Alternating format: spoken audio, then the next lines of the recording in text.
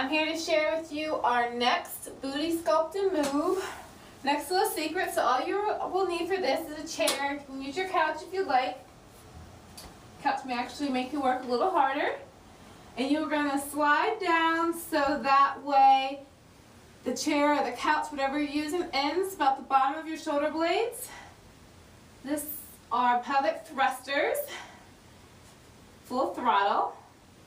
And all you're going to do here is squeeze your butt cheeks together, release. Squeeze, release. Squeeze, release.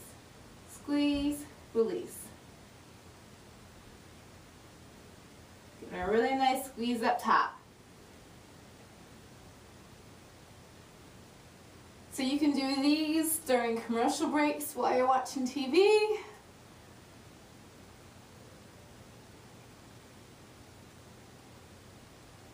Just pick a time frame and devote it to pelvic thrusters. Full throttle.